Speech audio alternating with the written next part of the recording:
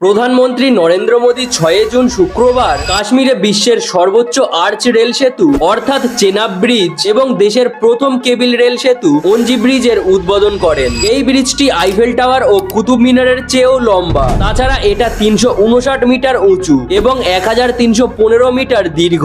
৮ Richter স্কেলের ভূমিকম্প এবং তীব্র বিস্ফোরণেও দাঁড়িয়ে থাকবে এই ব্রিজটা। চেনাব নদীর উপর নির্মিত হয়েছে এই ব্রিজটা। তাছাড়া -১০ থেকে ৪০ ডিগ্রি সেলসিয়াস পর্যন্ত তাপমাত্রা সহ্য করতে সক্ষম এই ব্রিজ। চেনাব ব্রিজের মাধ্যমে কাটরা থেকে শ্রীনগর মাত্র ৩ ঘন্টায় যাতায়াত করা সম্ভব। এই ব্রিজ দিয়ে ট্রেন সর্বোচ্চ ২৬০ কিলোমিটার প্রতি ঘন্টায় চলাচল করতে পারবে। এই ব্রিজ তৈরি করা হয়েছে উন্নত টেকলা প্ল্যাটফর্ম ও স্ট্রাকচারাল স্টিল ব্যবহার করে। এই ব্রিজটা বানাতে প্রায় ১৪৮৬ কোটি টাকা খরচ করা হয়েছে এবং সেদিন প্রধানমন্ত্রী দুটো নতুন বন্দে ভারত ট্রেনের সূচনা করেন এবং কাশ্মীরে মোট ৪৬,০০০ কোটি টাকার উন্নয়নমূলক প্রকল্পের উদ্বোধন করেন। এই বিষয়ে আপনার কি মতামত আমাকে কমেন্টে জানান।